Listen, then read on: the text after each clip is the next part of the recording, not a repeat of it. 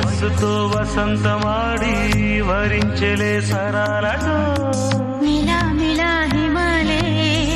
జల జల ముత్యాలుగా తళ తళ గళన తటిల్లత హారాలుగా